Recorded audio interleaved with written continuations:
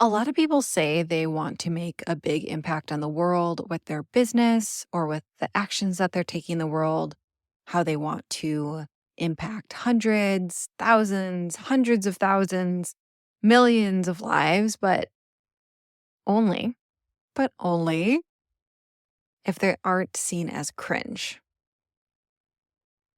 They only want to do that if there aren't any haters.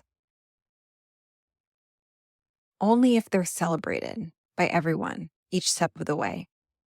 And unfortunately, as it's becoming more and more apparent going into this upcoming political season, and everyone having very loud, very contradictory opinions, unfortunately, there will always be a band of dickhead Joes who stick bandages to their ears and claim childless women are sociopaths.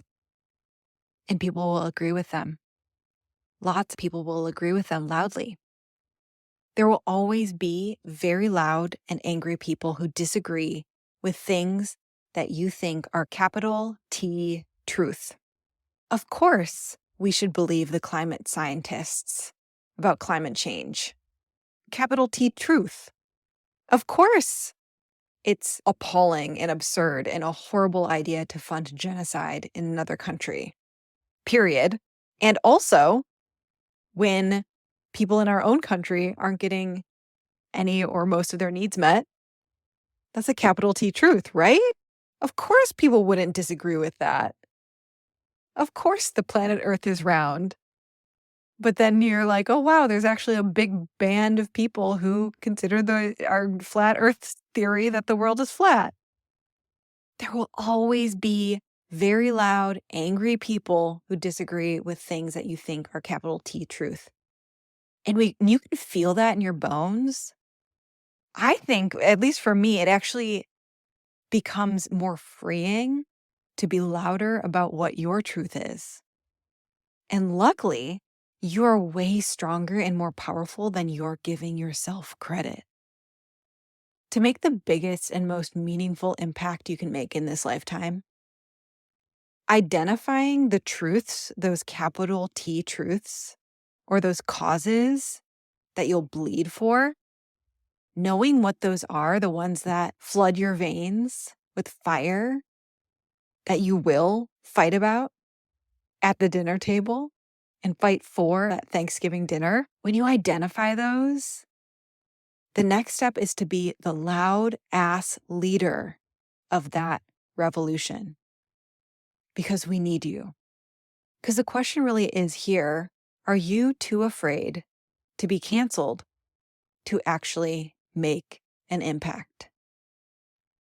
Are you too afraid to be canceled to actually make an impact? And I wrote about this on Instagram and it kind of went viral, at least viral for me, of really calling out people like, if you hate what's happening in the world, this is your invitation to step the fuck up. And I'm talking to you, like you listening right now, because you're revolutionary if you're listening to this podcast, and we need revolutionary leaders. We need more revolutionary leaders who are plugged in to their capital T truths and will fight for it or meditate lovingly about it, but actually be seen and be loud as a revolutionary leader. And I saw this in Lahaina, in the Lahaina fires last year. The government didn't show up. I know I promised an episode on this podcast last year talking about the Lahaina fires, and I haven't done it yet. I will at some point. But a lot of people don't know that the government didn't show up. The town was on fire. The entire fire was up in flames in minutes, and the police didn't know what was happening, and there were blockades keeping people in the fire. They were being pointed in the wrong direction because no one knew what was going on. The tsunami warnings that were supposed to go off in disasters like this didn't go off. There were texts shared from the mayor showing that he didn't even know what was going on. 30 minutes after it had started happening, he had no idea that the fire was happening. And the government was radio silent for days. days.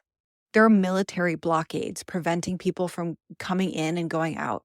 The cell towers were out, so people were lost. One of my best friends here, I hadn't heard from her in literal days because cars were burned, cell towers were out, and she literally had to hike out of there, and no one heard from her for days. This happened for dozens of people. And then government didn't do anything for days and then weeks. Our West Maui community and all of Maui community and entire island chain, like there were boats coming in from the other islands of citizens, not governmental officials, citizens who just happened to own boats or charter companies, bringing in supplies because the government wasn't there and wasn't saying anything. We knew what was going on, not because of the news, but because of Instagram. We were getting updates from Instagram accounts, not news Instagram accounts, people who are in the know, who are sharing from the inside. We were already set up off grid. We were the only communication space inside of the blockades because Eddie's farm got burned down, or one of his farms got completely burned down, lost all of it, all the crops, the animals, all the structures. And our other farm, which was 5 minutes away, inside the blockades, we were off grid. And we had Starlink internet, we had off-grid solar, we had off-grid water. So it became a communication hub. Again, feeding information from inside the blockade out. The community stepped up because we had to. And this was such a very visceral and obvious comparison of what is happening globally, what's happening, at least in the US, what's going to happen more and more in the months and years to come. So if you're feeling like you're not getting the visibility and recognition you want in your business, step the fuck up. Lead your people. Lead the leaders. Create a fucking movement. Create a fucking revolution. Start the revolution you're pleading to happen, you're pleading for.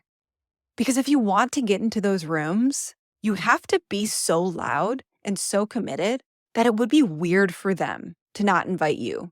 People would complain if you weren't invited. This happened to Eddie a few months ago where they decided to put all the toxic waste next door to our other farm. All the toxic waste from the Lahaina fires and like dioxins, all of the things that were occurring in Rainbow after the Rainbow fire in Rainbow, California the other year.